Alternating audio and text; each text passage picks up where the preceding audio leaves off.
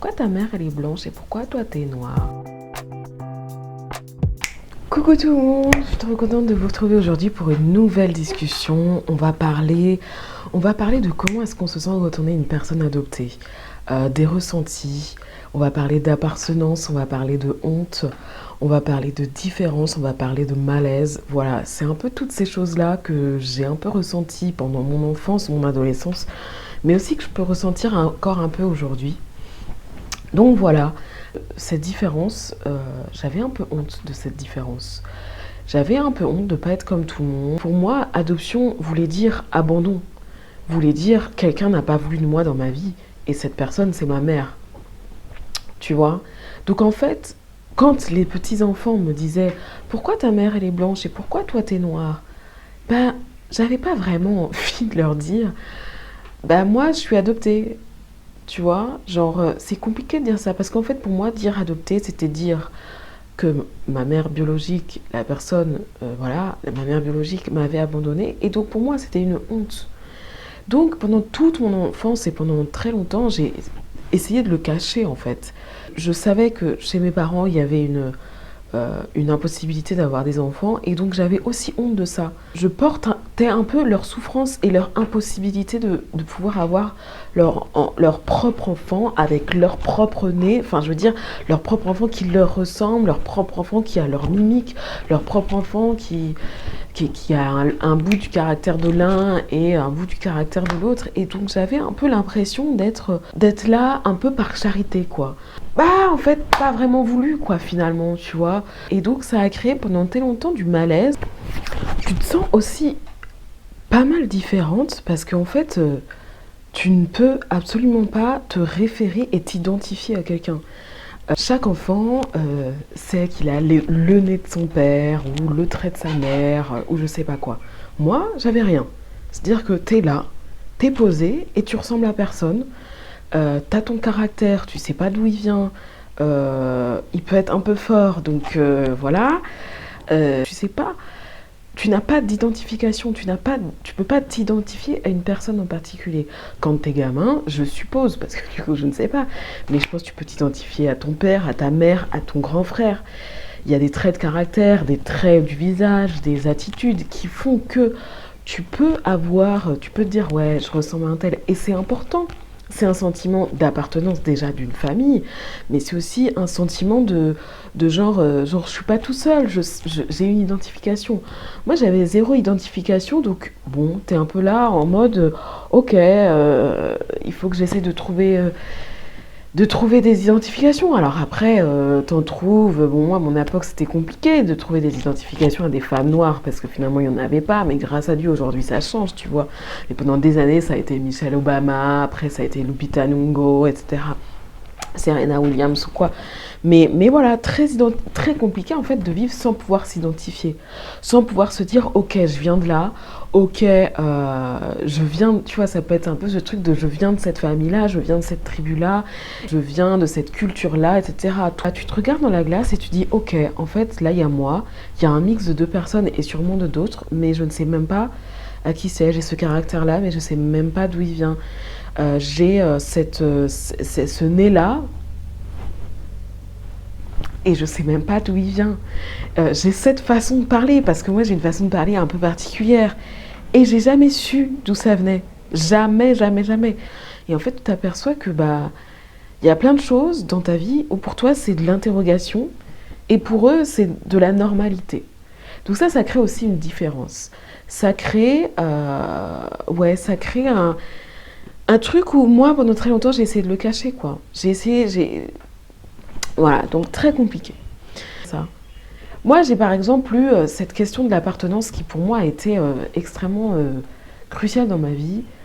J'ai toujours eu cette espèce de truc très, très bizarre, c'est que, donc oui, je suis d'extérieur noir, mais pourtant, pour la communauté noire, je ne suis pas noire. Je raconte une petite histoire.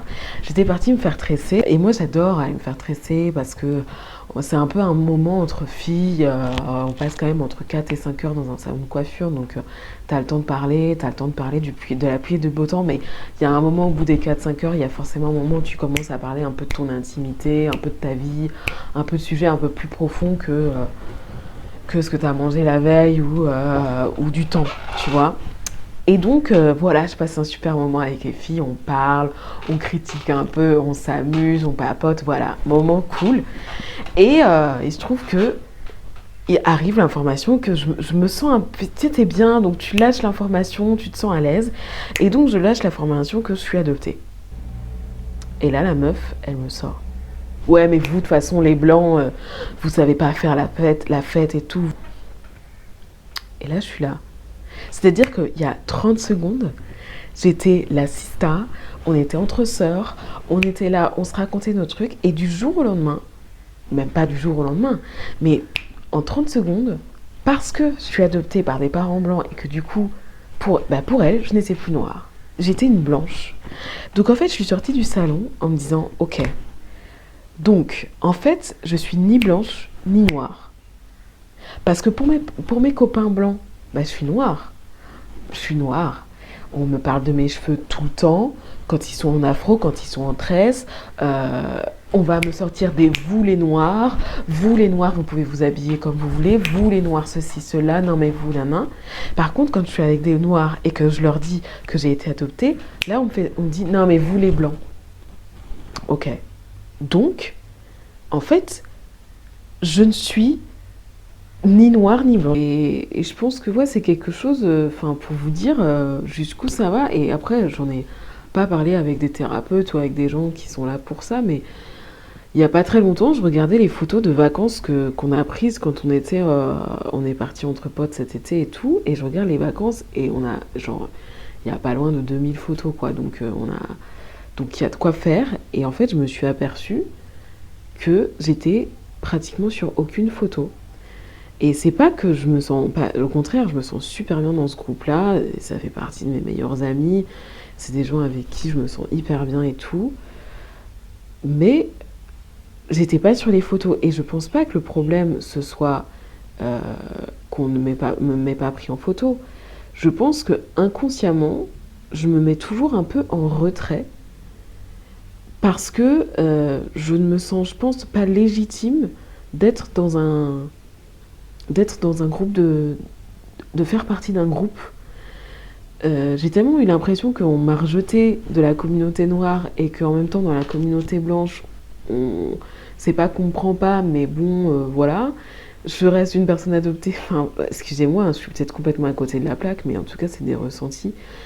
Et que ma mère n'a pas voulu de moi, et que je suis pas non plus le premier choix de mes parents, parce que je pense que s'ils avaient pu avoir des enfants biologiques, ils auraient eu des enfants biologiques, et qu'ils n'auraient pas été à l'adoption. Donc, comme j'ai un peu l'impression de n'avoir pas été voulu, j'ai l'impression que dans mes relations et mes groupes amicaux, je me mets toujours un peu en retrait, ou en tout cas ça a été mon mode de fonctionnement pendant des années, de me mettre en retrait. Et du coup, ça se ressent par exemple sur les photos où je vais pas être là et faire ok, genre on est là, bam bam, à prendre des photos. Je pense que quand j'ai regardé les photos, c'est quelque chose qui m'a sauté aux yeux, où je me suis dit mais c'est bizarre parce que je me sens super bien et pourtant dans des photos, donc 1000 photos, 2000 photos sur une période de une semaine, je suis pas dans ces photos-là et je pense que ça c'est la preuve que pour moi, c'était la preuve en photo que j'avais du mal avec ce sentiment d'appartenance, avec ce sentiment de légitimité, avec ce sentiment et qui en fait découle de ce sentiment de mal-être et de honte. Et du coup, je ne vais peut-être pas me mettre en avant. Je vais peut-être pas, je vais pas me sentir légitime, je vais pas me sentir confiante, je vais pas me sentir je vais pas me sentir appartenant à quelque chose et ça va pas se ressentir à l'image, etc. J'aurais aimé avoir cette appartenance de j'ai un crew, je fais partie d'un crew, je fais partie d'un gang, je fais partie d'un groupe de potes, je suis ni noire, je suis ni blanche, je fais juste partie d'un groupe de potes et ne pas être en fait à cause de mon adoption être ni dans le camp des noirs, ni dans le camp des blanches. Voilà. Et ça, c'est vrai que ça a été pour moi un truc, je sais pas si c'est très clair, je sais pas si je me suis fait comprendre, mais en fait, bah en fait j'étais dans un no man's land d'identité quoi. C'est-à-dire que tu peux même pas t'identifier à des parents, à des frères et sœurs, et en plus de ça, dans la communauté noire, bah t'es pas vraiment noire, et chez tes potes blancs, bah t'es pas vraiment blanche non plus. T'as certes une éducation occidentale qui peut rejoindre leur éducation, mais tu restes quand même une meuf noire à qui on va dire vous les noirs. Donc en fait, bah tu te retrouves là.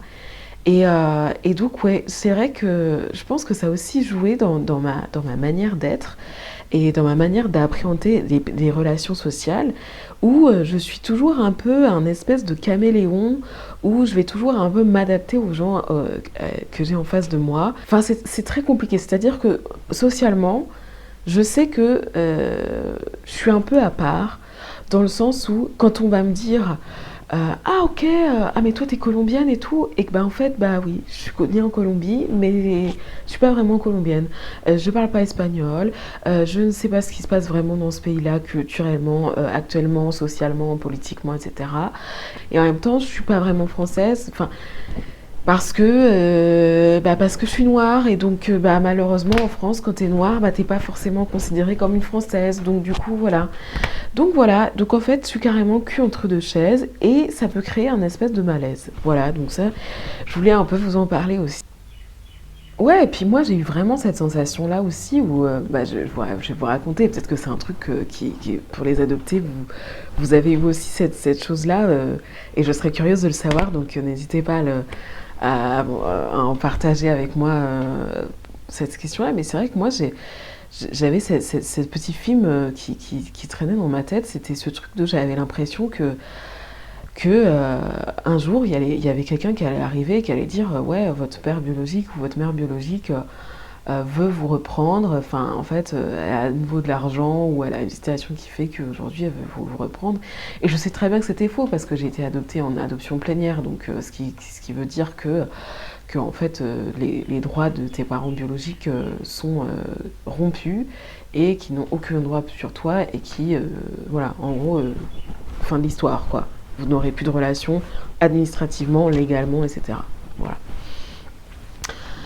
Mais voilà, moi j'ai toujours eu cette sensation et puis en fait j'avais toujours l'impression que ça allait m'arriver et que en fait genre on allait me dire ouais ou alors on allait venir me voir et on allait y aller genre à l'école, tu sais t'as une grosse limousine qui arrive et t'as des gens trop bien sapés qui arrivent et qui disent vous Marilou, votre mère est morte et elle vous lègue 10 000 euros, elle vous laisse un testament, blablabla. J'avais toujours un peu cette espèce d'histoire de me dire que voilà, si ça se trouve, un jour, on allait venir me reprendre. Et je pense que ça signifie aussi le fait que je me sentais toujours le cul entre deux chaises et que je me sentais pas vraiment peut-être intégrée dans ma famille, pas vraiment adoptée, ou peut-être que j'avais pas vraiment adopté ma famille finalement. Est-ce que finalement c'est pas ça une adoption réussie? Toute cette vidéo est un peu floue finalement. Est-ce que ça ne traduit pas mon malaise, tu vois? Est-ce que ça ne traduit pas mon malaise? Eh bah si, je pense. Et voilà, je sais pas si vous aurez compris quelque chose. Je pense j'ai un peu l'impression d'être sortie d'une séance de psy où je me dis ouais en fait voilà un peu ce que je ressens par rapport à tout ça et en vrai genre je suis pas en mode c'est triste et tout, je suis plus en mode ok c'est un fait et travaillons dessus et on va avancer et un jour je serai hyper confiante et je serai là et je serai sur toutes les photos et je me sentirai plus mal à l'aise parce que j'aurai sûrement plus assumé le fait que je suis adoptée. Je pense que j'ai du mal encore à l'assumer et le fait de faire ces vidéos, je pense que ça va m'aider aussi parce que je vais peut-être, enfin parce que déjà tout le soutien que vous apportez et le fait que les vidéos soient regardées et que les gens s'abonnent au compte et que je reçois des petits messages à droite à gauche. Et si ça peut aider d'autres gens qui sont adoptés, qui sont dans cette même situation, bah c'est cool. Et si ça vous fait comprendre plus de choses par rapport aux gens que vous côtoyez qui sont adoptés, ou si ça peut vous permettre de mieux comprendre ces situations-là, bah c'est cool. Et c'est le but de ces vidéos. Et voilà, et je vous souhaite d'être heureux et je vous embrasse fort et je vous dis à bientôt pour une prochaine vidéo.